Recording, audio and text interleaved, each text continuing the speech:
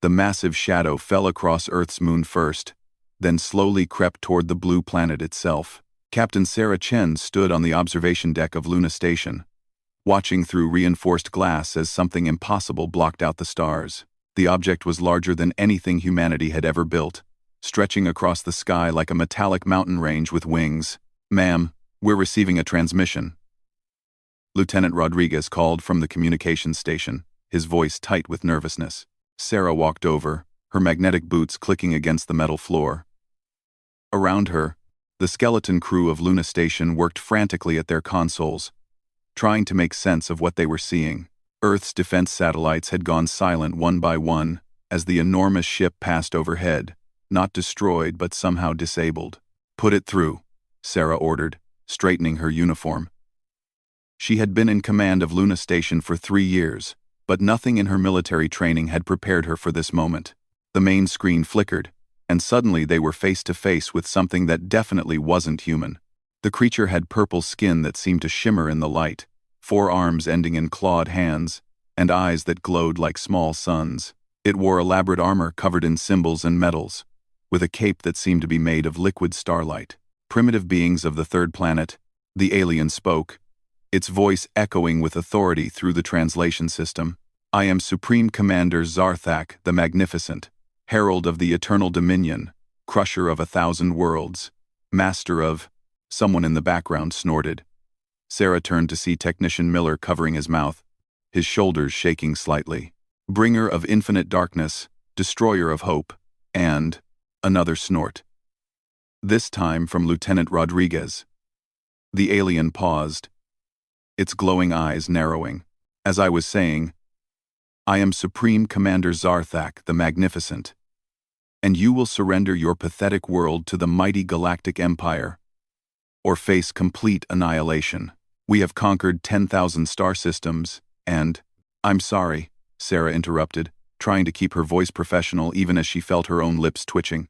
"Did you just say you're the Crusher of 1,000 worlds and the Destroyer of hope? Are those actual job titles?" The alien drew himself up to his full height, which appeared to be quite impressive. "These are my earned honors, granted to me by Emperor Malachar, the eternally wrathful himself."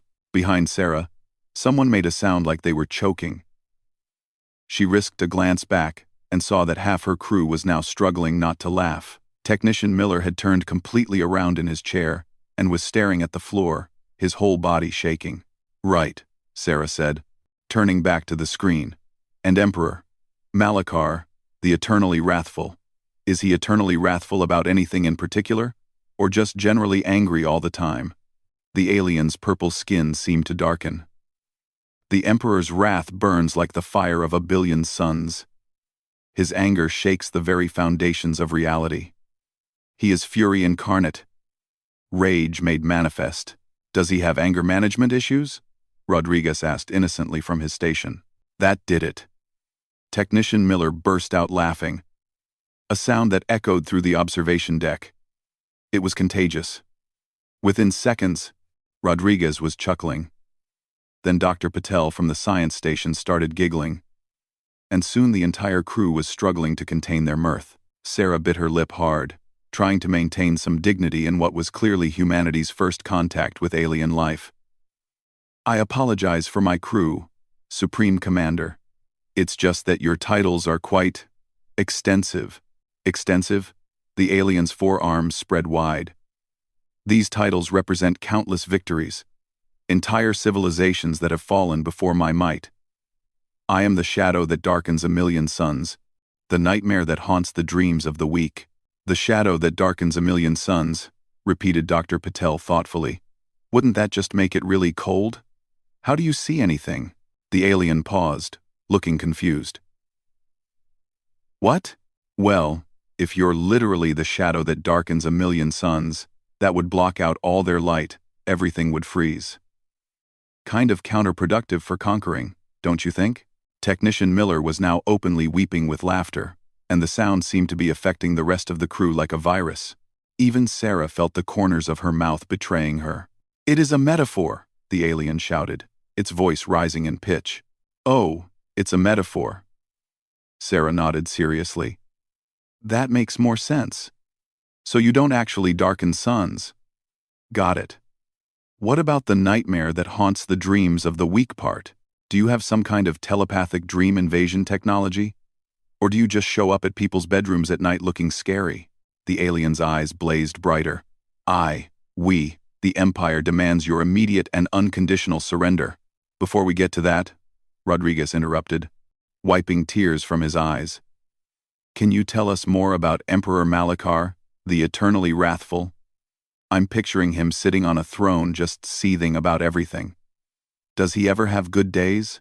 Like, today I'm only moderately wrathful, or feeling slightly less furious this morning? The alien opened and closed his mouth several times, looking like a fish out of water. The Emperor's wrath it's constant. Eternal. He is always angry. That sounds exhausting, Dr. Patel observed. Has he considered meditation?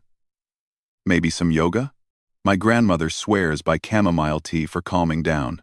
Sarah finally lost the battle with her composure. The image of an all-powerful alien emperor doing yoga while drinking tea was too much.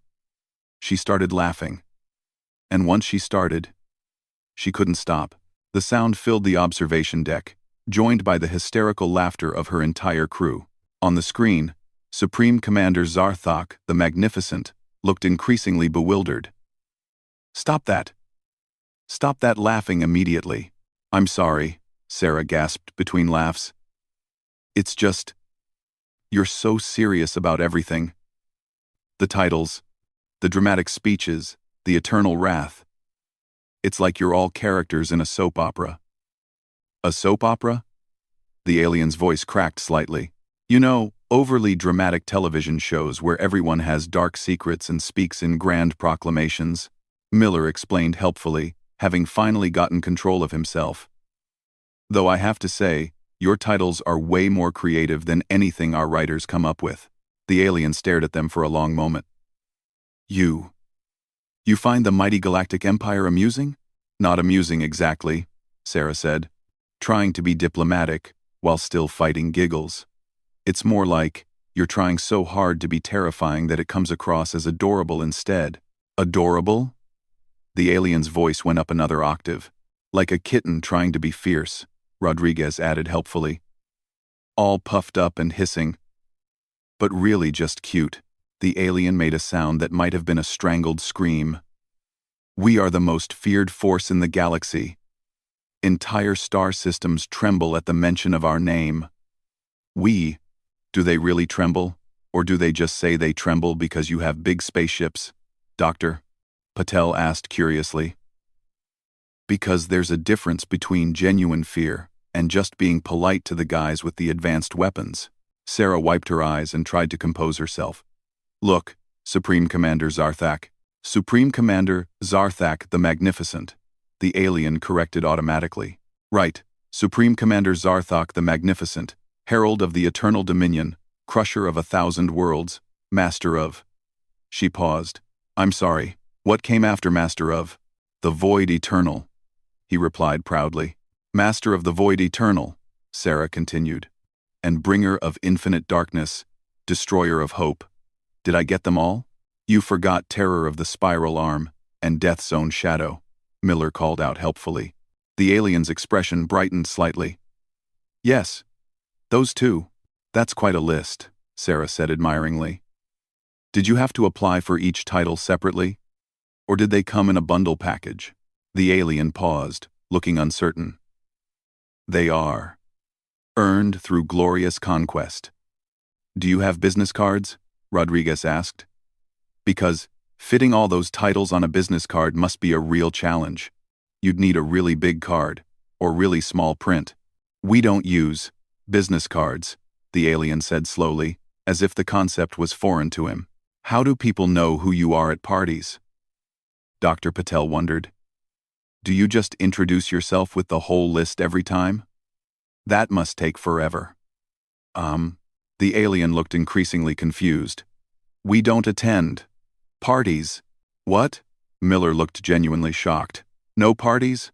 What do you do for fun? Fun? The alien repeated the word, like it was in a foreign language. You know, enjoyable activities. Games, music, dancing, hanging out with friends, Sarah explained. Things you do when you're not conquering star systems. We conquer star systems, the alien said uncertainly. That is what we do. But what about downtime? Rodriguez pressed. Everyone needs downtime. Even terrifying galactic conquerors must have hobbies. The alien was quiet for a long moment. I collect exotic weapons? See. Miller clapped his hands together. That's a hobby. Do you have a favorite weapon in your collection? Oh. Well. The alien looked pleased, despite himself. I do have this ceremonial plasma sword from the Rigel system. It has these beautiful energy patterns that dance along the blade, and the craftsmanship is really quite remarkable. That sounds amazing. Dr. Patel leaned forward with genuine interest. How did you acquire it? I crushed their civilization beneath my boot heel and claimed it as a trophy of war, the alien said. But his heart didn't seem to be in the dramatic phrasing anymore. Or you could say you found it during your travels and appreciated its artistic value, Sarah suggested gently. That sounds much more pleasant. The alien considered this. It is a beautiful weapon. There you go. Rodriguez smiled. See how much better that sounds? You're not the destroyer of hope. You're Zarthok, the collector of fine weapons. I do have quite an extensive collection, the alien admitted, seeming to forget about being terrifying for a moment. Over 300 pieces from across the galaxy, including some truly unique items from extinct civilizations. That's incredible, Miller said enthusiastically. You must have some fascinating stories about how you found each piece. The alien's posture relaxed slightly. Well, there was this one time on Kepler 7 where I discovered an entire armory of crystalline weapons that sang when you wielded them. For the next 20 minutes, Supreme Commander Zarthak the Magnificent regaled them with stories about his weapon collection, his voice losing its dramatic edge and becoming almost conversational. The human crew listened with genuine interest, occasionally asking questions about the craftsmanship or history of various pieces. Finally, the alien seemed to remember where he was. Wait, this is not why I came here. You are supposed to surrender to the might of the Empire. Right, about that, Sarah said gently. Before we discuss surrender, can I ask you something? Are you happy? Happy? The alien looked startled by the question. You know, satisfied with your life. Content. Do you enjoy being the herald of the eternal dominion and crusher of 1,000 worlds? The alien was quiet for a long time. I serve the Empire. It is my duty. That's not what I asked, Sarah said softly. Do you enjoy it? Does conquering planets make you feel good? Another long pause. The Emperor expects results. The Empire must expand. It is the way. But what do you want? Rodriguez asked. The alien stared at them through the screen, his 4 arms hanging loose at his sides. I don't understand the question. What would you do if you could do anything? Dr. Patel clarified. If you didn't have to conquer planets or serve the Empire, what would make you happy? The alien's glowing eyes dimmed slightly. I have never. No one has ever asked me that before. Well, we're asking now, Miller said kindly. Take your time. The alien was silent for several minutes.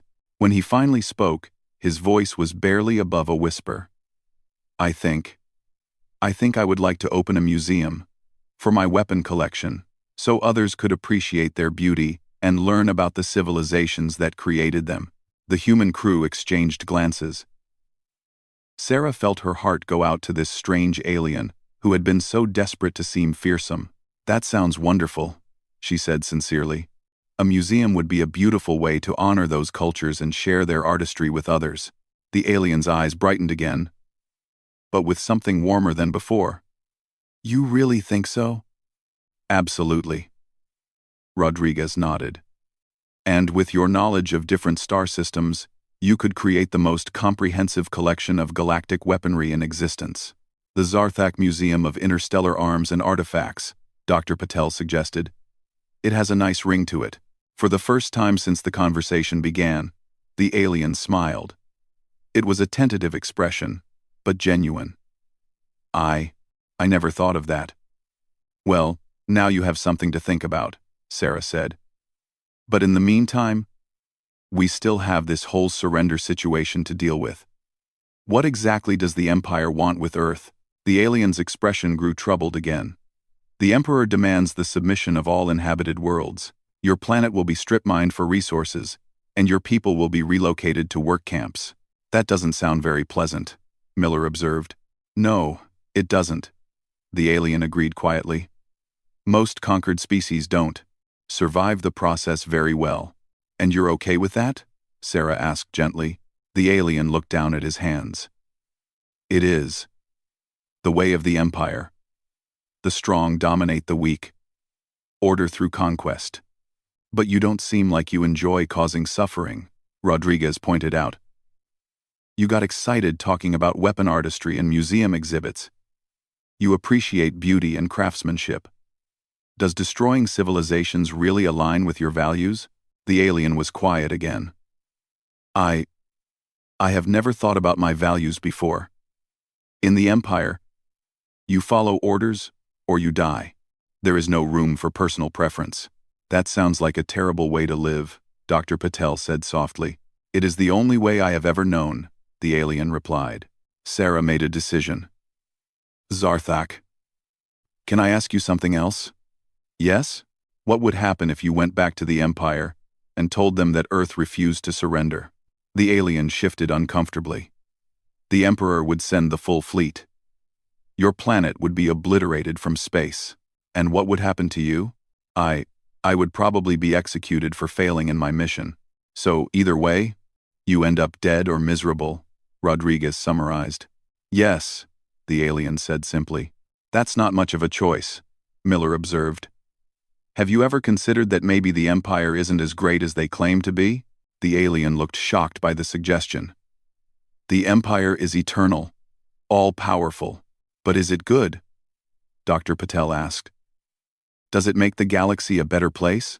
The alien opened his mouth to respond, then closed it. The Empire brings order. Through mass murder and slavery, Sarah pointed out. That's not order. That's oppression. But without the Empire, there would be chaos. Would there? Rodriguez leaned forward. Or would there just be freedom for people to live their own lives and make their own choices? The alien stared at them, his expression growing more troubled by the minute. I have never considered. What if there was another way? Sarah asked gently. What if you didn't have to choose between following the Empire's orders and dying? What if there was a third option? What if there was a third option? Number option. There is no third option, the alien said, but his voice lacked conviction. There's always a third option, Miller said firmly. Sometimes you have to be creative to find it, but there's always another way. The alien looked at each of them in turn, his glowing eyes searching their faces. You really believe that? We do, Sarah said. And we'd like to help you find it, if you're willing to let us try. The alien was quiet for a long moment. When he finally spoke, his voice was barely audible. The Empire will come anyway. Even if I don't report back, they will eventually investigate my silence. And when they do, then we'll deal with that when it happens, Sarah said firmly. Together. Together? The alien looked confused. You don't have to face this alone, Rodriguez explained. You could stay here. Help us prepare for what's coming. Maybe together we can find a way to stop the Empire without anyone having to die. Also, unquote, you would, trust me, after everything I have told you? You came here to demand our surrender, Doctor, Patel pointed out. But instead you ended up telling us about your weapon collection and admitting you'd rather run a museum than conquer planets. I think that says a lot about who you really are. The alien's lower lip trembled slightly. I have never had anyone speak to me like this before. In the Empire, there are only superiors and inferiors. Never equals. Well, you're among equals now, Sarah said warmly. If you want to be, The alien looked around at their faces one more time, then slowly nodded. Great. Miller clapped his hands together. So, what should we call you? Supreme Commander Zarthak. The Magnificent is a bit of a mouthful for casual conversation. The alien actually chuckled, a sound like wind chimes in a gentle breeze. Just Zarthak would be fine. I think I am tired of all those titles. Zarthak it is, Sarah smiled. Welcome to Luna Station. Zarthak. I think this is the beginning of a very interesting partnership. As alarms began blaring throughout the station, indicating that more ships had just appeared on the edge of the solar system, Sarah couldn't help but think that humanity's first contact with alien life hadn't gone quite the way anyone had expected. But somehow, she felt optimistic about what came next. After all, they had made their first galactic friend by doing nothing more than laughing at pompous titles and asking about hobbies. If that was what it took to stop an intergalactic war, maybe humanity had more to offer the galaxy than anyone realized. The warning klaxons echoed through Luna Station as more Imperial ships materialized at the edge of Earth's solar system. Sarah watched the tactical display with growing concern. What had started as one massive dreadnought was now a small fleet of 12 vessels, each one bristling with weapons that could turn planets into asteroid fields. They're beautiful, Zarthak said softly from beside her. Studying the ships through the observation window, he had docked his personal vessel in Luna Station's bay and now stood among the human crew as if he had always belonged there. The Imperial shipbuilders really are master craftsmen, even if they use their skills for terrible purposes. They're also really big, Rodriguez observed from his communications station, and pointed at us. That's usually not a good sign. Dr. Patel looked up from her science console. I'm reading massive energy buildups across their weapon systems. Whatever they're planning, they're not here for a friendly chat. Incoming transmission, Rodriguez announced. It's from the flagship. Put it through, Sarah ordered, straightening her shoulders. Let's see what the Empire wants now. The main screen flickered to life, revealing a new alien figure that made Zarthak look positively cuddly by comparison. This creature was easily 8 feet tall, with midnight black skin that seemed to absorb light. Its eyes glowed red like coals, and when it spoke, its voice sounded like grinding metal. I am Admiral Vex Korath, the Soul Reaper, Harvester of Screams, Architect of Despair, and, oh come on, Miller interrupted, throwing his hands up in exasperation. Are all of you guys required to take a class in dramatic naming or something?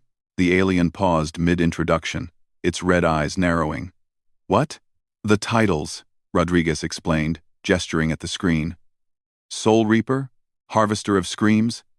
Did someone just sit down with a thesaurus and pick the scariest words they could find?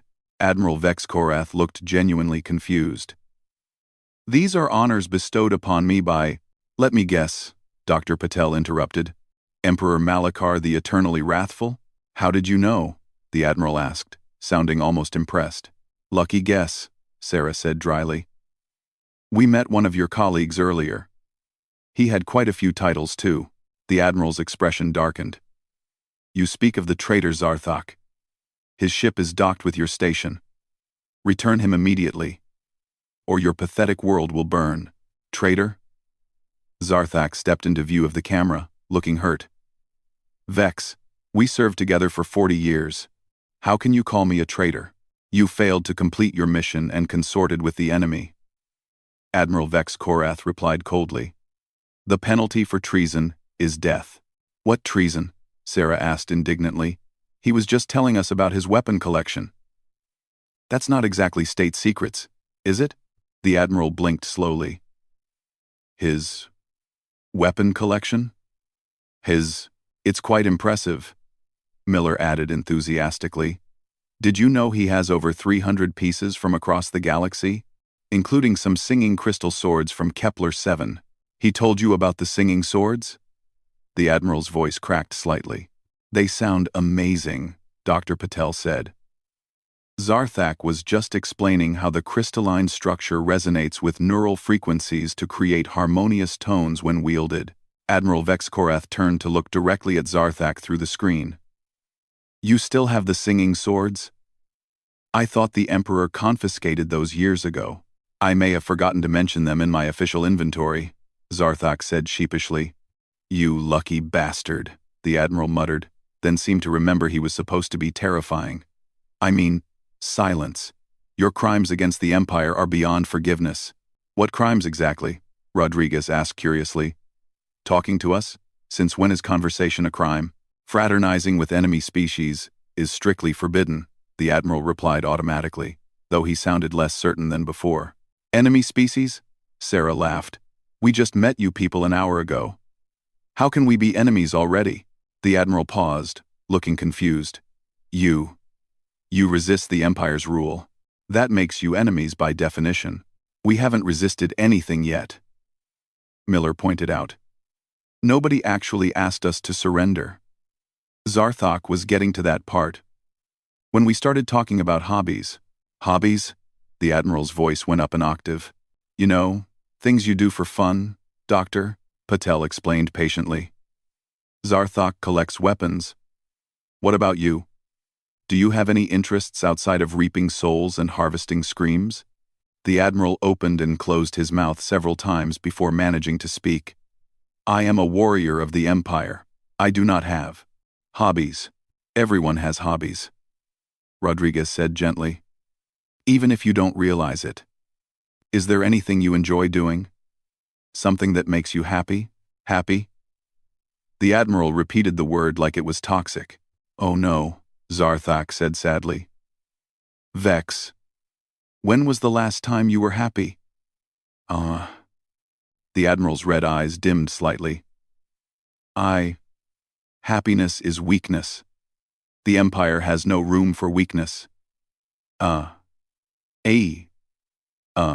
That's terrible, Sarah said, and she genuinely meant it. Everyone deserves to be happy sometimes. The Empire provides order and purpose, the Admiral said, but his voice lacked conviction. That is sufficient. Is it, though? Miller asked.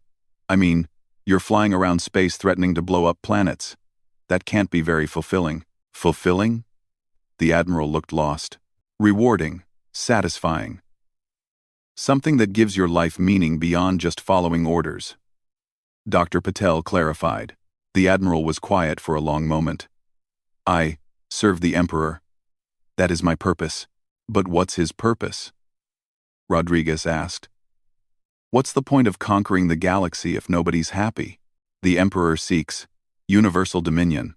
Why? Sarah pressed. What does he plan to do once he's conquered everyone? Another long pause. I don't know. I have never thought to ask. Kriye, you've been serving someone for years without knowing what he's trying to accomplish? Miller asked incredulously. It is not my place to question the Emperor's will, the Admiral said automatically. Why not? Dr. Patel asked. If you're risking your life for his cause, shouldn't you at least know what that cause is? The Admiral's hands began to shake slightly. The Empire. The Empire has always been. It will always be. That is simply the way of things. Says who? Rodriguez challenged. Did the Emperor tell you that? Did anyone ever explain why that has to be true? It just is, the Admiral said weakly. Actually, Zarthak said softly. I've been thinking about that. The Empire teaches that conquest brings order. But I've seen the worlds we've conquered. There wasn't chaos before we arrived. There were civilizations, cultures, art, music. We destroyed all of that and called it order. Zarthak, the Admiral warned, but his voice had no real authority behind it. It's true, Vex. You know it is. Remember the crystal gardens of Altair? They took 3,000 years to grow, and we destroyed them in minutes because they weren't efficient. The Admiral's shoulders sagged. The crystal gardens were. They were beautiful. What were the crystal gardens? Sarah asked gently. Living sculptures, Zarthak explained. The Altarians grew them over centuries, shaping crystal formations into works of art that sang in harmony with the planet's magnetic field. The music could be heard from orbit. They sound incredible. Dr. Patel breathed. They were. the Admiral said quietly. I wanted to preserve them. But orders are orders. Who gave those orders? Miller asked. Sub-Commander Thyrak the Pitiless, Herald of Endless Night, bringer of— Let me guess, Rodriguez interrupted. More titles? More darkness? More theatrical nonsense? The Admiral nodded miserably. The Empire has a lot of dramatic titles. Do you ever wonder if maybe all the dramatic titles are compensating for something? Sarah asked thoughtfully. What do you mean? Well, think about it. If you're genuinely powerful and secure in that power, do you really need to constantly remind everyone how scary you are? It's like the Empire is trying really hard to convince everyone it's terrible. The Admiral considered this. There are a lot of titles, and dramatic speeches, and ceremony around intimidation. It's like they're performing being evil, Dr. Patel observed. Instead of just getting things done efficiently. The bureaucracy is quite extensive, Zarthak admitted. There are forms for everything. Conquest requisitions, intimidation reports, terror efficiency assessments. Terror efficiency assessments? Miller stared at him. Monthly evaluations of how effectively you're frightening conquered populations, Zarthak explained. There's a whole department that tracks fear metrics. Sarah started laughing again. You have spreadsheets for how scary you are? Pie charts, the Admiral added quietly. Lots of pie charts. Rodriguez was now giggling uncontrollably. The mighty Galactic Empire runs on pie charts? Fear is a quantifiable resource, the Admiral said defensively, though he didn't sound like he believed it anymore. That's the most ridiculous thing I've ever heard. Dr. Patel gasped between laughs. You're trying to run an emotion like a business metric. The Admiral's red eyes began to flicker between their normal intensity and something much dimmer. When you say it like that, it does sound rather absurd. Because it is absurd. Sarah wiped tears from her eyes. You've turned galactic conquest into middle management. There are a lot of meetings, Zarthak confirmed. So many meetings. Most of my time was spent in briefings about briefings. Oh God, Miller wheezed. The terror of the galaxy, defeated by bureaucratic inefficiency. Even Admiral Vex Korath began to crack a small smile.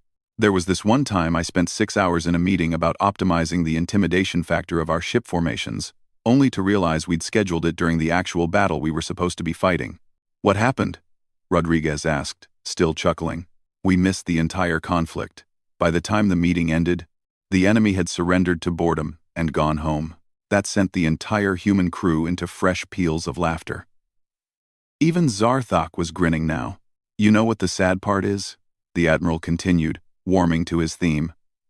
No one wanted to admit the meeting had been pointless, so we filed a report claiming it was a new form of psychological warfare. Did anyone believe it? Dr. Patel asked. High Command gave us a commendation for innovative intimidation techniques, the Admiral said, shaking his head. Sometimes I think the Empire promotes incompetence just to justify more dramatic titles. Vex, Sarah said gently.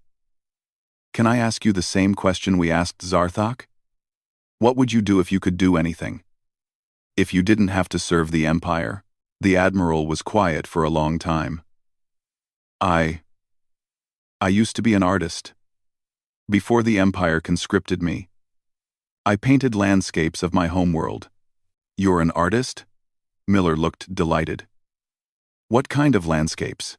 My planet has these floating mountains that drift through the sky, the Admiral said, his voice softening. They cast shadows that change throughout the day, creating patterns of light and darkness across the ground below.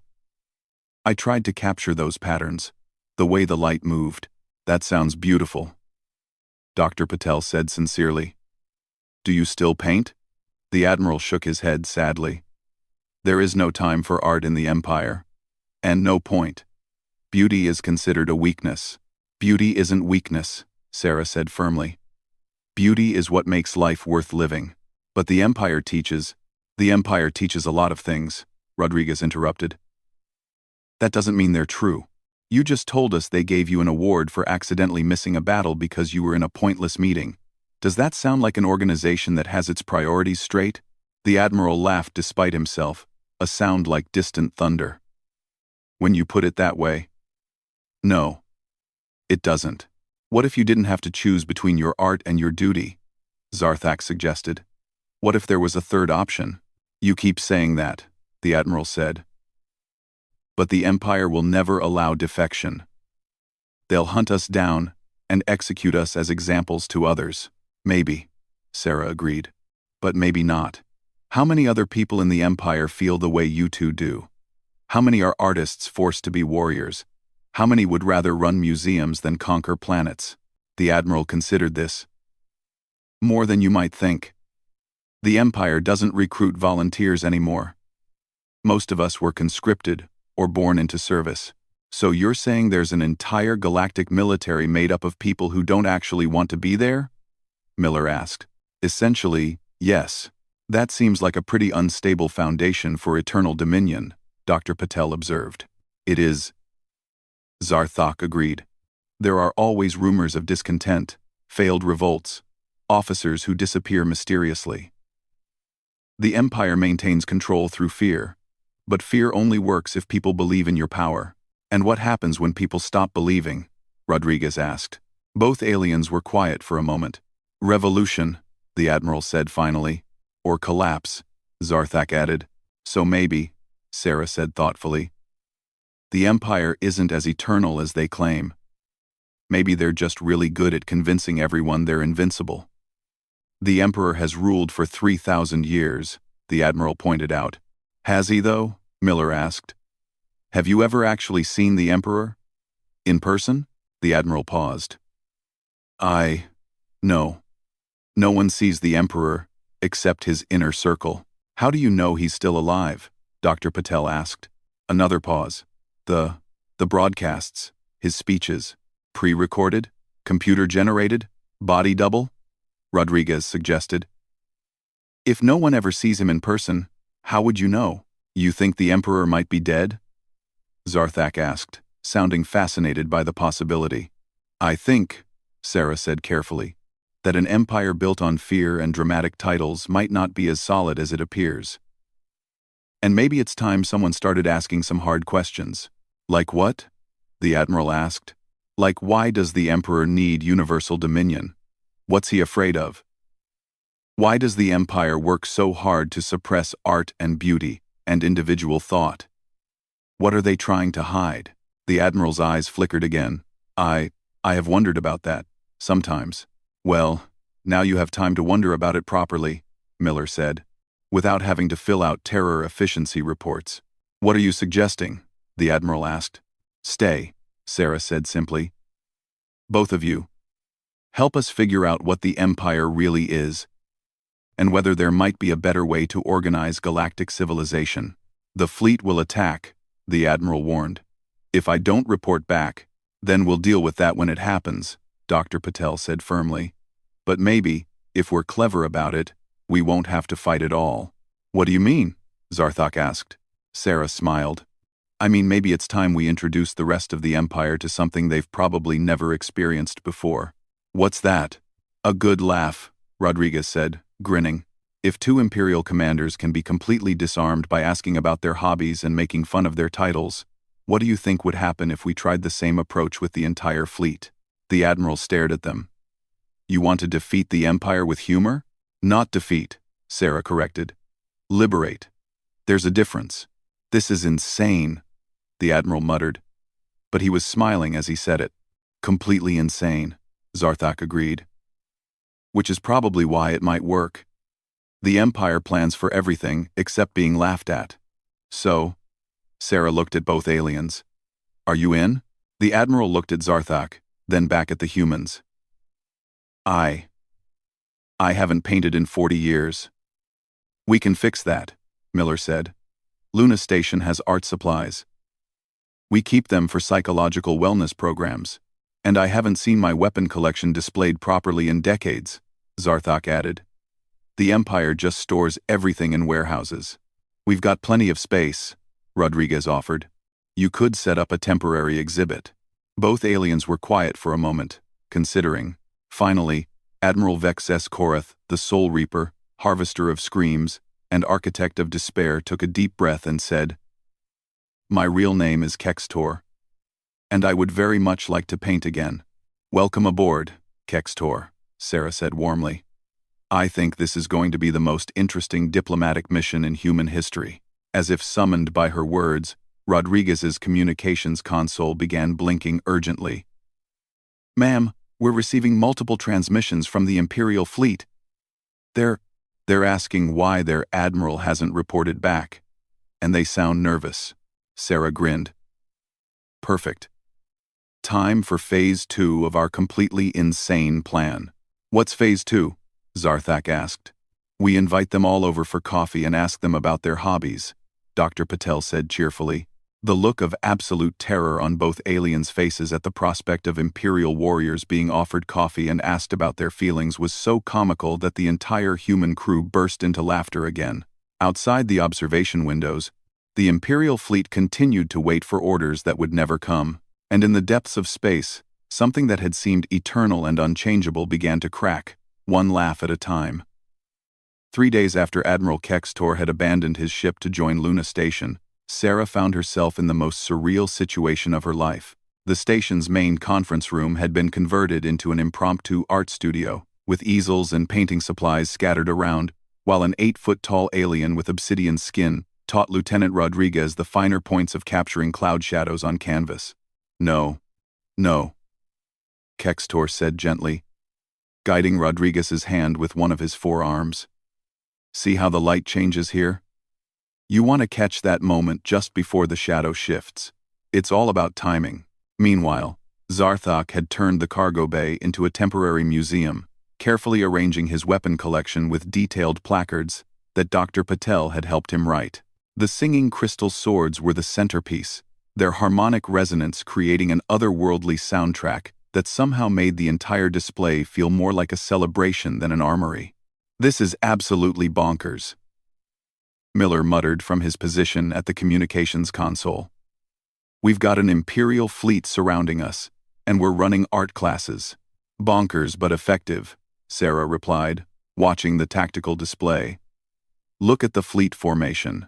Miller pulled up the scanner readings and blinked in surprise. The Imperial ships had moved closer over the past 3 days, but not in an attack pattern. Instead, they had arranged themselves in a loose circle around Luna Station, almost like they were curious. "They're not behaving like a military force anymore," Rodriguez observed, looking up from his painting. "More like tourists who can't decide whether to come inside or not. We've been getting intermittent transmissions from individual ships, Dr. Patel reported. Nothing official. Just random crew members asking questions. About art. Mostly. And Earth music, and whether it's true that humans have things called pets that they keep just because they're cute." Sarah raised an eyebrow. "Pets?" Kextor mentioned Earth animals during yesterday's painting session, Zarthak explained. "Apparently the concept of keeping other species around purely for companionship is completely foreign to the Empire." "Of course it is," Sarah muttered. "Can't have affection undermining the fear-based social order." A soft chime indicated an incoming transmission. Rodriguez glanced at his console and grinned. "It's Captain Drexnall of the Imperial cruiser Shadowbane. This is his 3rd call today. Put him through," Sarah said. "Let's see what he wants now." The screen flickered to life, revealing a reptilian alien with green scales and nervous golden eyes. Unlike the previous Imperial officers they had met, Captain Drexnall looked tired rather than threatening. "Greetings, Luna Station," he said formally, then immediately abandoned the official tone. "Is it true that Admiral Kextor is painting landscapes? Because Commander Yulrock in engineering doesn't believe me. And we have a bet." Sarah glanced at Kextor, who waved one paint-covered hand cheerfully at the screen. "Currently working on a sunset over the floating mountains of Veltar," he called out. "The light is particularly challenging today." "I knew it." Drexnall pumped his fist in triumph. "Yulrock owes me 3 bottles of Centauri whiskey." He paused, looking slightly embarrassed. "I mean, that was not an official inquiry. I'm supposed to be demanding your surrender." "Right," Sarah said seriously. So, we surrender. There, that's done. Now, what's this bet about? The alien captain looked confused. You surrender? Just like that? Sure. We surrender to your superior firepower and overwhelming numbers, Sarah said cheerfully. We're completely at your mercy. Now, about that bet. But you're supposed to resist. There should be defiance and desperate last stands and dramatic speeches about freedom. Why? Miller asked curiously. We're outgunned and outnumbered. Resistance would be illogical. Surrendering is clearly the smart choice. But how can we conquer you if you just surrender immediately? Drexnall asked, sounding genuinely distressed. You don't conquer us. Rodriguez explained patiently. We've surrendered. Remember? Now, you're responsible for us. Congratulations. You're now in charge of Luna Station. The alien stared at them in horror. But I don't know how to run a space station. Neither did we when we first got here, Doctor, Patel said helpfully. It's really just a matter of keeping the life support running and making sure nobody crashes into anything. The computers handle most of the complicated stuff. What about the conquest protocols? Drexnall asked desperately. The subjugation procedures? The terror implementation guidelines? Do you want to terrorize us? Sarah asked. The alien paused. Well, no. Not particularly. You seem nice. Then don't terrorize us. Problem solved. Drexnall looked around at his bridge crew, all of whom appeared to be listening intently to the conversation. It can't be that simple. Why not? Zarthak joined the conversation, sitting down his paintbrush. Drex, you've known me for 15 years. When has the Empire ever made anything simple? Good point, the captain admitted. Remember the great bureaucratic disaster of Sector 7? When High Command issued contradictory orders and 3 different fleets ended up conquering the same planet? Kextor laughed from his easel. They spent 2 years in committee trying to figure out who officially owned it. What happened? Miller asked, fascinated. The planet declared independence, while the Empire was arguing about paperwork. Drexnall explained. By the time anyone noticed, they'd already joined the Federated Planets Alliance, and the Empire just let them go? Rodriguez asked incredulously. High Command was too embarrassed to admit they'd lost a planet to bureaucratic incompetence, Zarthak said. They classified the whole incident and pretended it never happened.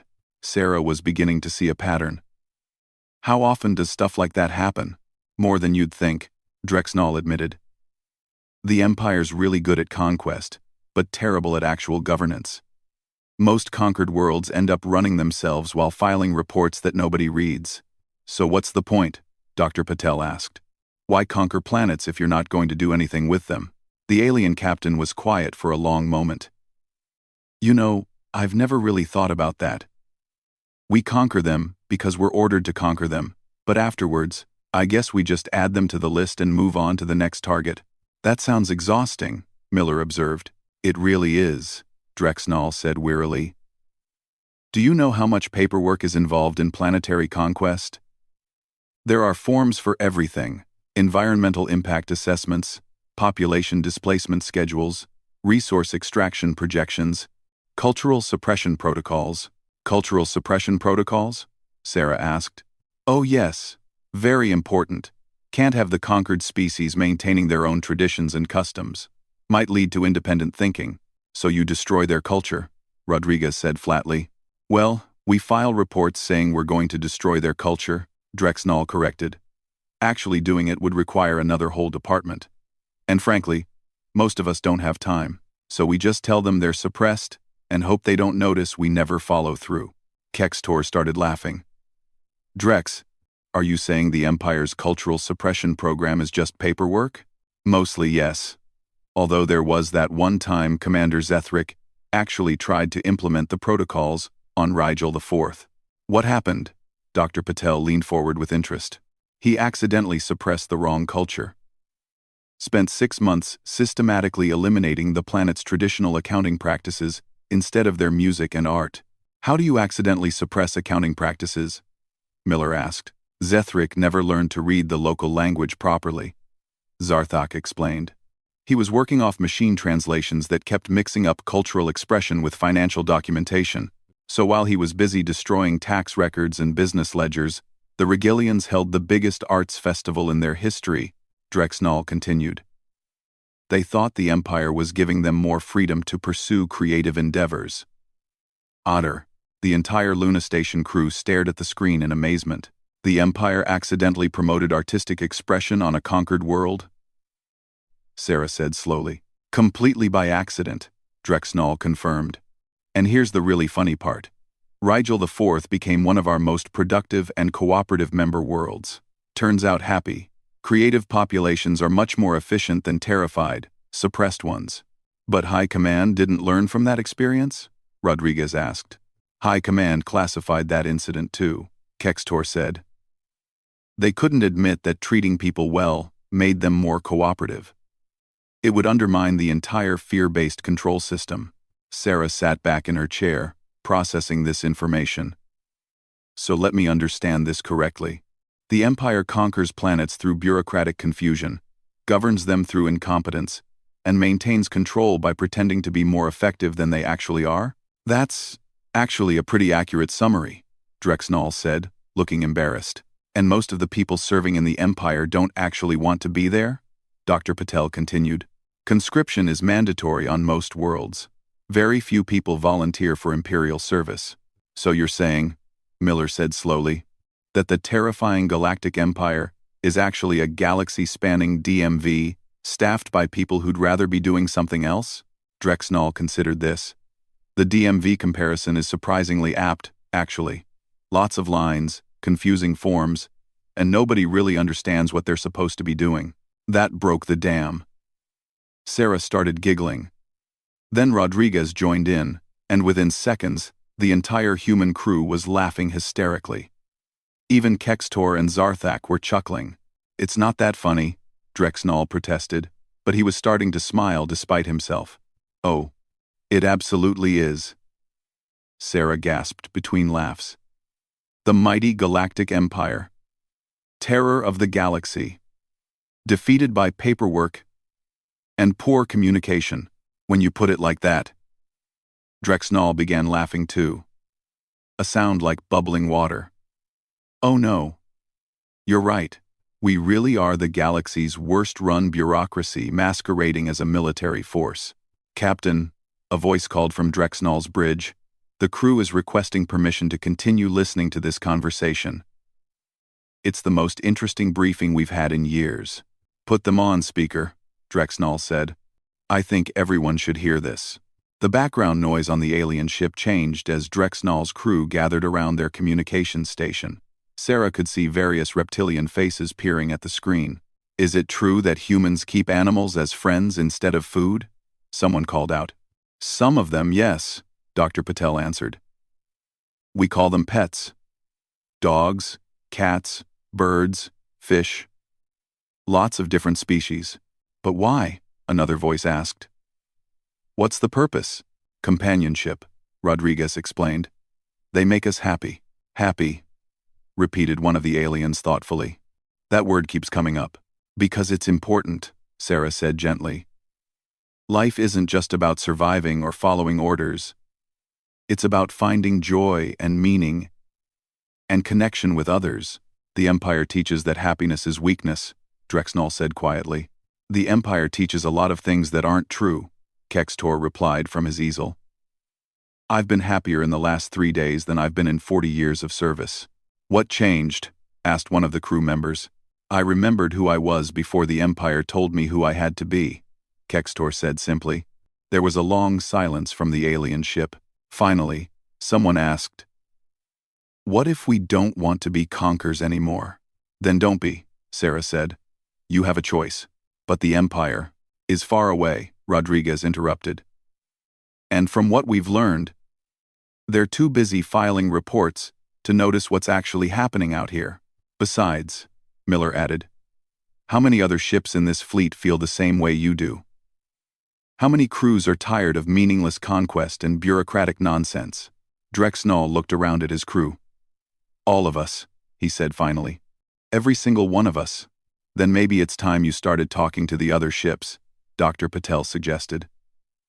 Find out how widespread these feelings are. You mean, coordinate with the other captains? Why not? You're all in the same situation. Maybe together you can figure out a better way forward. Drexnall was quiet for several minutes. When he finally spoke, his voice was thoughtful. There is something we could try. Fleet communications are normally restricted. But during surrender negotiations, we're allowed to coordinate with other vessels. Surrender negotiations? Zarthak asked. Luna Station surrendered, remember? Which means all fleet captains need to coordinate on occupation procedures, Drexnall said, starting to grin. That requires full intership communications. And if you all happen to discuss other topics during these coordination meetings, Sarah began. That would be within established protocols, Drexnall finished. Brilliant. We can have the whole fleet online within the hour. Just remember, Miller said, start with simple questions. Ask about hobbies, interests, what they'd rather be doing. Get them laughing before you get serious. What's the goal? Someone from Drexnall's crew asked. Sarah thought about it. The goal is to give people choices. To show them that the Empire's way isn't the only way. And maybe, if we're lucky, to start something that spreads beyond just this fleet. A revolution? Drexnall asked. A awakening, Sarah corrected. A reminder that there's more to existence than fear and conquest and filing reports. Over the next several hours, Luna Station became the center of the most unusual military operation in galactic history. One by one, ships from the Imperial fleet began calling in. Ostensibly to coordinate surrender procedures, but actually to join an ever-growing conversation about art, music, pets, hobbies, happiness, and the fundamental question of what made life worth living. They learned that Commander Threshkai of the destroyer Voidrender was a poet who wrote verses about nebula formations. That Captain Mordak of the battlecruiser Doomhammer collected pressed flowers from every world he visited. That the entire crew of the corvette Shadowblade had been teaching themselves to sing in harmony during their off-shifts. Each conversation began with nervous formality and quickly devolved into laughter as another group of Imperial warriors discovered that they had been taking themselves far too seriously for far too long. But the real breakthrough came when Fleet Admiral Gorthon, Supreme Commander of the task force, finally joined the conversation network. Sarah had expected another dramatically titled despot, but instead found herself face-to-face with an exhausted-looking alien who reminded her of her grandfather after a long day at work. I am Fleet Admiral Gorthon, he said wearily, and before you ask, yes, I have a bunch of ridiculous titles too. I've been listening to these conversations for the past 4 hours, and I have to admit, they're the most sensible military communications I've heard in decades. You're not angry that your captains have abandoned proper protocols? Rodriguez asked curiously. Proper protocols nearly got us all killed last month, Gorthon replied. We spent 3 days in formation waiting for attack orders while a solar flare destroyed half our communications array. Nobody wanted to break protocol to point out that we were flying directly into a plasma storm. What happened? Dr. Patel asked. Captain Drexnall finally ignored orders and led an evacuation maneuver that saved the entire fleet. High Command court-martialed him for insubordination. They punished him for saving everyone? Miller asked incredulously. Imperial doctrine considers initiative more dangerous than incompetence, Gorthon explained. Better to fail following orders than succeed by thinking independently. Sarah shook her head. No wonder your people are miserable. My people, Gorthon said quietly, have forgotten what it means to be anything other than miserable. Until today. He gestured to something off-screen. My communications officer has been laughing for 20 minutes straight, listening to Commander Threshkai read his nebula poetry. I haven't seen him smile once in the 5 years I've known him. Laughter is contagious, Kextor observed from his painting station. Once it starts, it spreads. Yes, it does, Gorthon agreed. Which brings me to why I'm calling. I have a problem. What kind of problem? Sarah asked. The good kind, I hope. Fleet Command has been trying to reach us for the past 6 hours. Our scheduled check-in was apparently 3 hours ago. And And I've been pretending our communications array is still damaged from the solar flare incident. But they're going to send another fleet to investigate if we don't report soon. Sarah felt a chill. How big a fleet? Big enough to sterilize this system and ask questions later. The Empire doesn't tolerate communication blackouts. The various conversations around the network suddenly went quiet as the implications sank in. So, what do you want to do? Sarah asked. Gorthan was quiet for a long moment. I want to tell Fleet Command that the conquest of Earth has been successful and that we're proceeding with standard occupation procedures. That should buy us time to figure out our next move. And what is our next move? Drexnall asked. I think, Gorthan said slowly, that it's time to find out how many other Imperial fleets are as tired of this nonsense as we are. Sarah felt her heart skip a beat. You're talking about contacting other Imperial forces? I'm talking about spreading the word, Gorthan replied. About laughter, about choice, about the possibility that there might be a better way to organize galactic civilization than fear and bureaucracy. That's... Sarah paused, trying to find the right word. That's either incredibly brave or completely insane. Probably both, Gorthan admitted. But you know what? For the first time in decades, I'm curious to see what happens next. And that feels like a good enough reason to try. As if summoned by his words, alerts began sounding throughout the fleet network. Dr. Patel quickly pulled up the sensor readings and paled. Admiral, we've got incoming ships on long-range sensors. 12 vessels. Imperial configuration. Closing fast. The second fleet, Gorthan said grimly. Right on schedule. Orders, sir? Drexnall asked. Gorthan was quiet for a moment. Then he began to smile. Standard formation. Open communications to the incoming fleet. And make sure our poets and artists are standing by. Sir? We're going to greet the second fleet the same way Luna Station greeted us, Gorthan explained. With conversation, curiosity, and a complete lack of proper Imperial protocol. You think it will work twice? Sarah asked. I think, Gorthan said, that we're about to find out just how far laughter can travel. As the sensor readings updated, showing the approaching Imperial ships, Sarah couldn't help but smile. What had started as humanity's first contact with alien life was turning into something much larger, a galactic revolution, armed with nothing but humor, empathy, and the radical idea that life was supposed to be enjoyed rather than endured. The Empire had spent millennia conquering through fear. Now they were about to discover that joy could spread even faster than terror, and that laughter might be the most powerful weapon in the galaxy. 6 months after the first Imperial ship arrived at Luna Station, Sarah Chen found herself aboard the bridge of the former Dreadnought Times Eternal Dominance *, which had been hastily renamed Times Floating Art Gallery Times after its crew voted to convert most of its weapon storage into exhibition space. She was reviewing reports from across the galaxy when Admiral Gorthan approached, carrying a steaming mug of Earth coffee and wearing a hand-painted flower crown that his communications officer had made during yesterday's art therapy session. The morning reports, Admiral, Gorthan said, setting down a tablet beside her coffee cup. Though I still think we should call these daily happiness updates instead of reports. Sarah smiled and picked up the tablet. The transformation of the Imperial fleet had been swift and thorough. What had started as 12 ships full of reluctant conquerors had become a growing coalition of former Imperial forces dedicated to what they had termed aggressive positivity operations throughout the galaxy. Let's see what our reformed warriors have been up to, Sarah murmured, scrolling through the updates. The first entry was from Captain Drexnall, whose ship Times, Shadowbane Times, was now operating as a mobile veterinary hospital after his crew had become fascinated with Earth's concept of animal care. Successful intervention on Kepler 442b.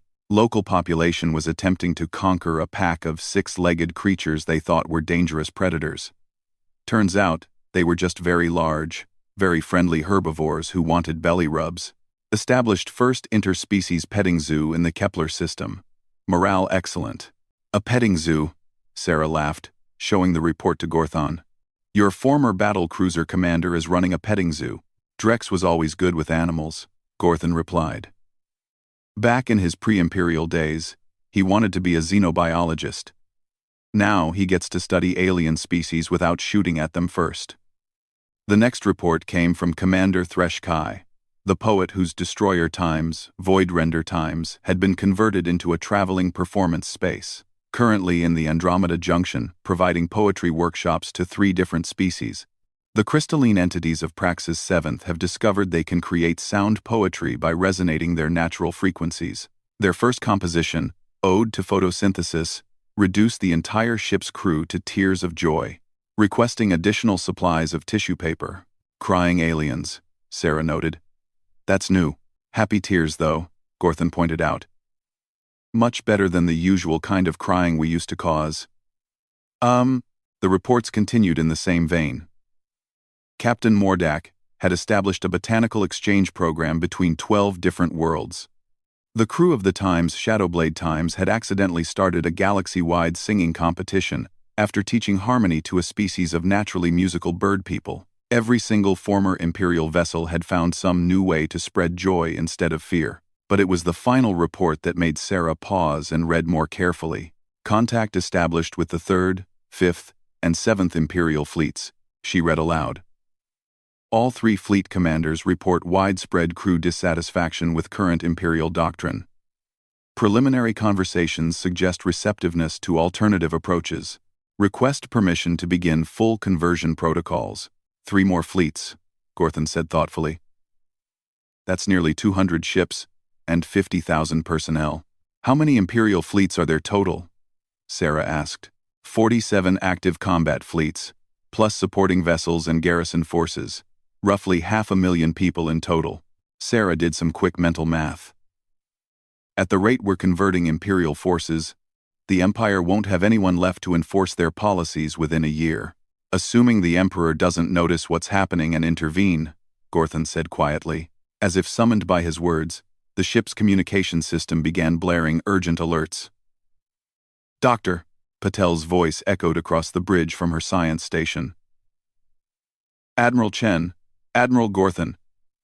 We're receiving a priority transmission from Earth Command. It's marked as highest urgency. Sarah and Gorthan exchanged glances. In the 6 months since the first contact, Earth's government had been remarkably hands-off about the whole situation. The official position was that Luna Station was conducting extended diplomatic negotiations with the Galactic Empire. But everyone involved knew the real story was much stranger than that. Put it through, Sarah said.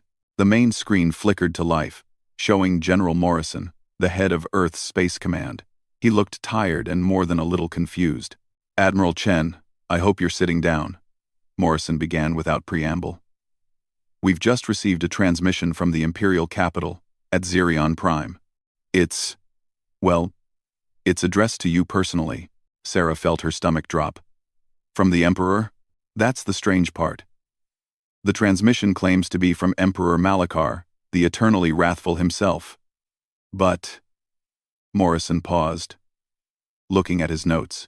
But he's asking if you'd be willing to come to the Imperial capital for what he calls urgent discussions about administrative reform. Gorthan nearly dropped his coffee mug. The Emperor wants to discuss administrative reform? It gets stranger, Morrison continued. The message specifically mentions that he's heard fascinating reports about alternative management techniques and wants to explore more efficient approaches to galactic governance. He also asked if you could bring some of those coffee and art supplies he's heard about. Sarah stared at the screen in disbelief. The supreme ruler of the galaxy wants to talk about management techniques? And coffee, Gorthan added. Don't forget the coffee. Morrison nodded. The transmission included a formal invitation for you and a small diplomatic team to visit Xerion Prime under full diplomatic immunity. Transport will be provided by the Imperial flagship Times Dominion's Edge **.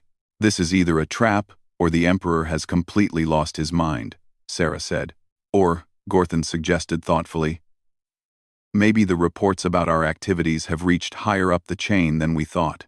Sarah considered this. For months, they had been operating under the assumption that the Empire's communication difficulties and bureaucratic inefficiency were protecting them from Imperial attention. But if word had reached the Emperor himself, what do you think? She asked Gorthan. The former fleet admiral was quiet for a moment. "I think," he said finally, "that we've come too far to turn back now. Besides, I'm curious to see what Emperor Malachar the Eternally Wrathful is really like. It could be a trap," Dr. Patel pointed out from her station. "Everything we've done so far could have been a trap," Rodriguez replied. "But it's worked out pretty well so far." Sarah made her decision. "General Morrison, please send a reply accepting the Emperor's invitation. We'll need transport for 6 people plus cultural exchange materials." "Cultural exchange materials?" Morrison asked. "Coffee, art supplies, and a few musical instruments," Sarah explained. "If we're going to meet the most powerful being in the galaxy, we might as well come prepared." 3 days later, Sarah found herself aboard the Imperial flagship Times Dominion's Edge Asterisk, a vessel so enormous that its hangar bay could have housed Luna Station with room to spare.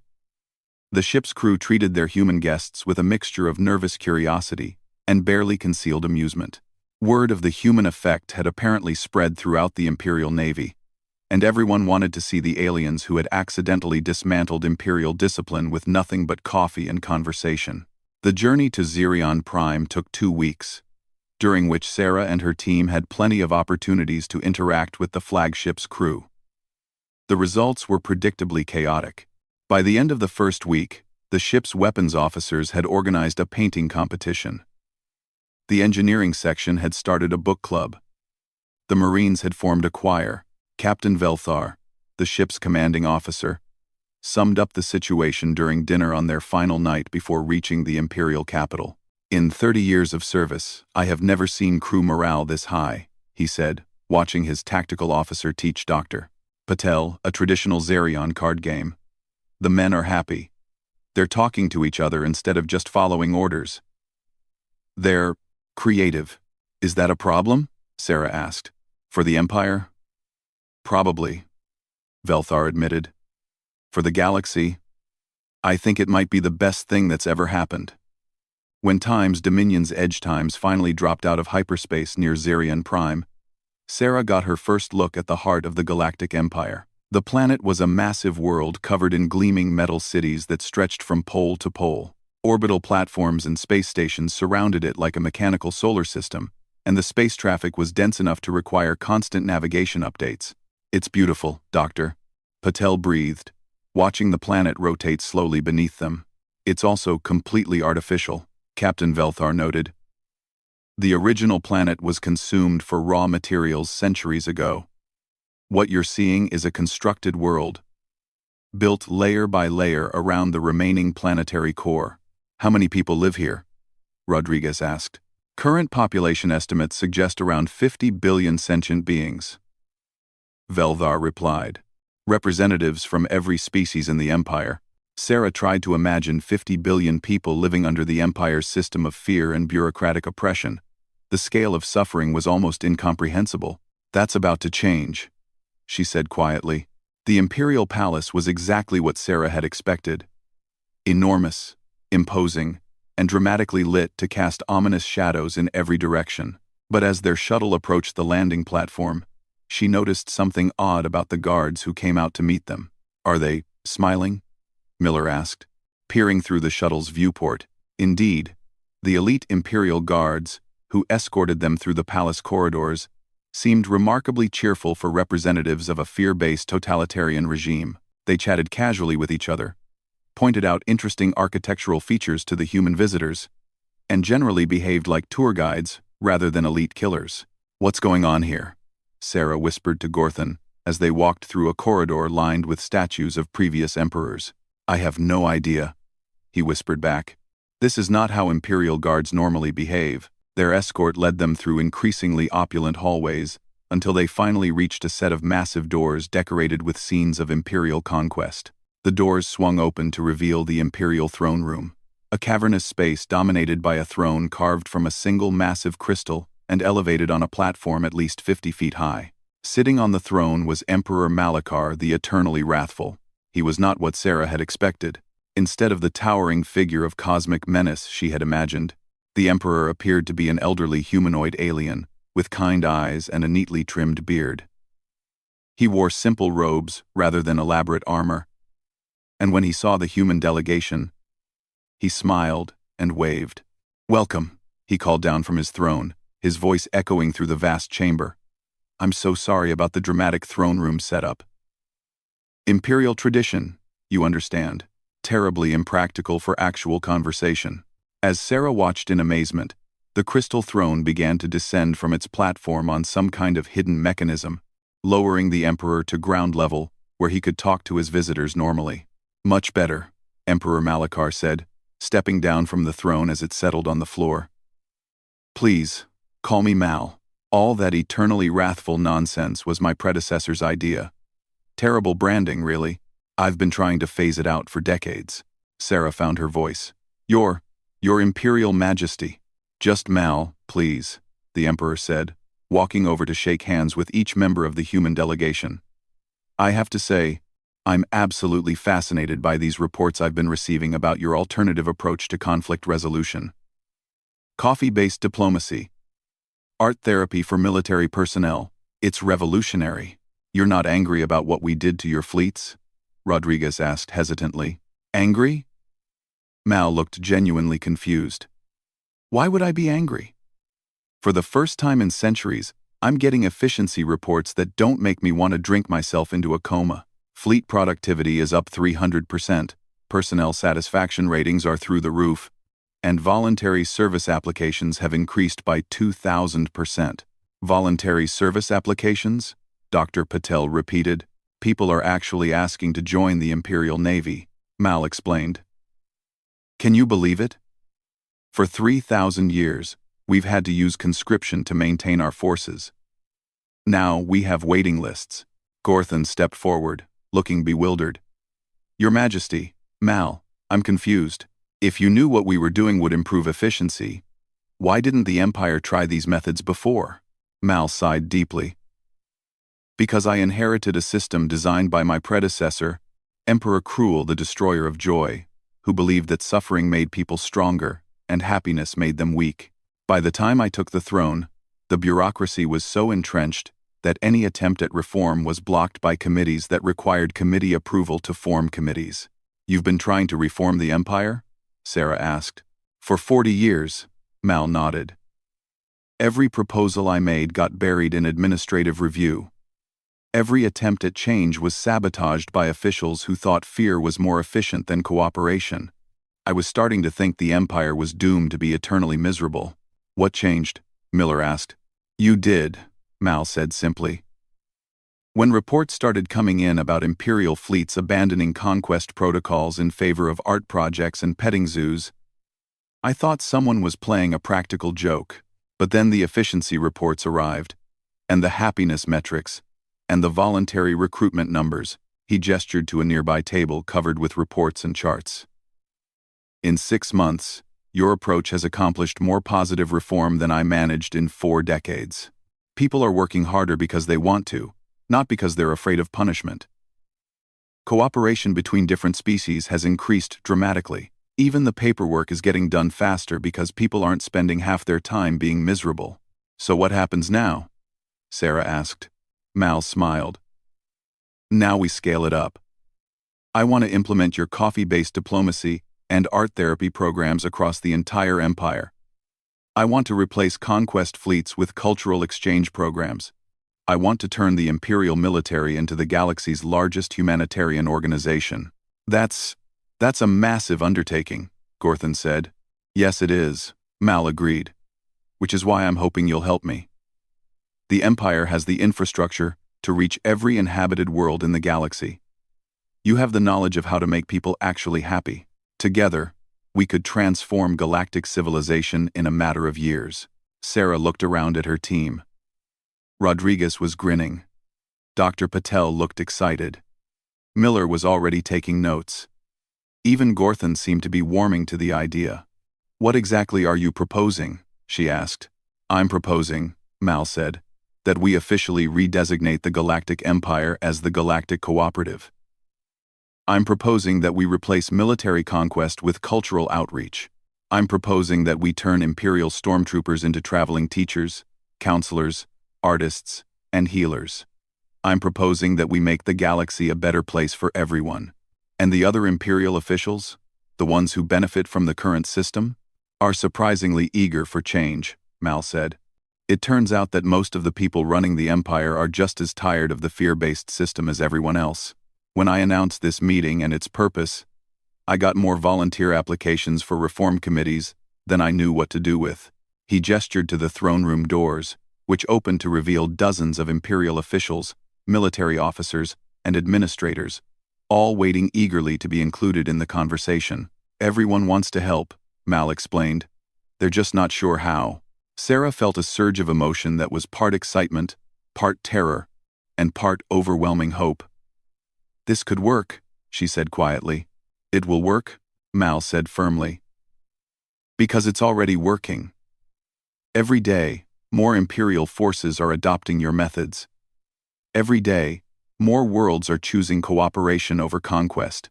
Every day, more people are remembering what it feels like to be happy. What do you need from us? Rodriguez asked. Training programs, Mal said immediately.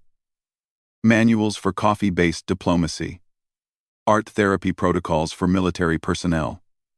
Guidelines for converting conquest fleets into humanitarian missions. A comprehensive curriculum for teaching Imperial officials how to make people happy instead of afraid. We can do that, Dr. Patel said. We'll need help, Sarah added. This is bigger than anything humanity has ever attempted. You'll have all the help you need, Mal promised. 50 billion people across 10,000 worlds, all eager to learn how to make life better for everyone. As if to demonstrate his point, the Imperial officials began filing into the throne room, chattering excitedly among themselves. Sarah recognized the same transformation she had seen on Luna Station and aboard Gorthon's fleet. People who had been trapped in a system of fear and oppression, suddenly discovering that there was another way to live.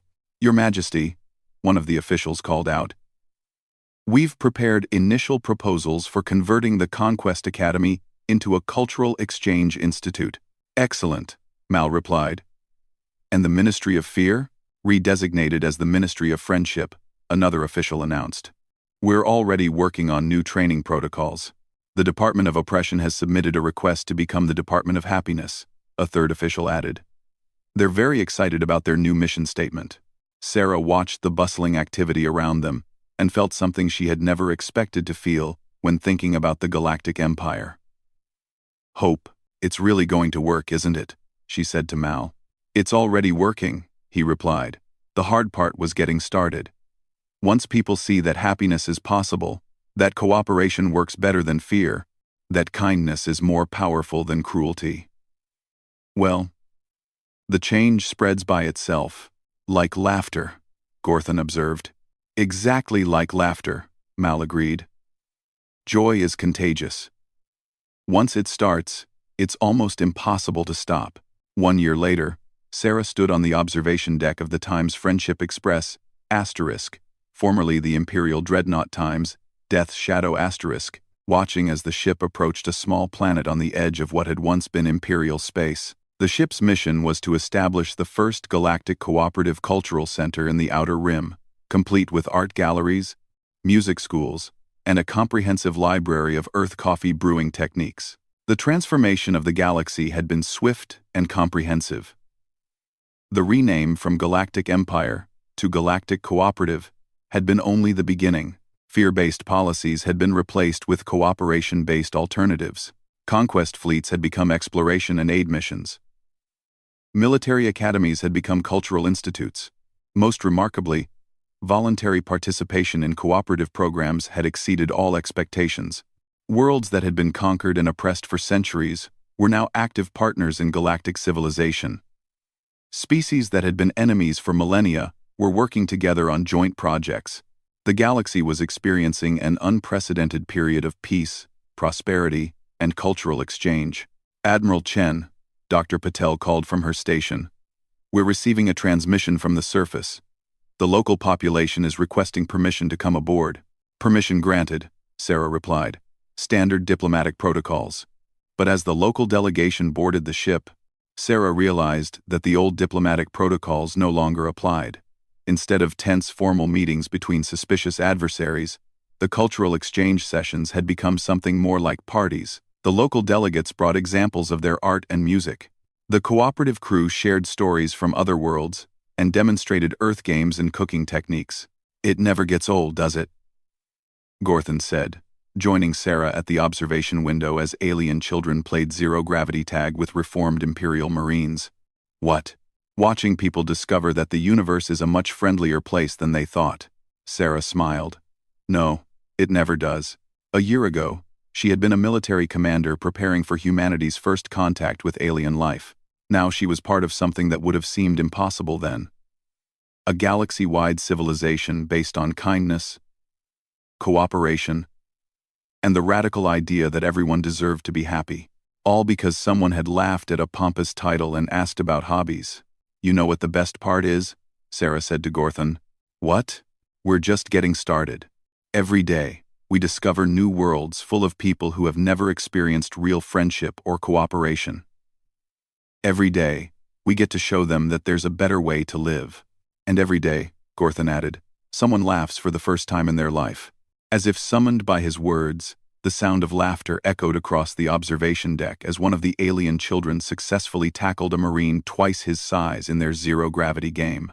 The sound spread through the ship, joined by human crew members and alien delegates alike, filling the corridors with joy. Sarah listened to the laughter and thought about how far they had all come.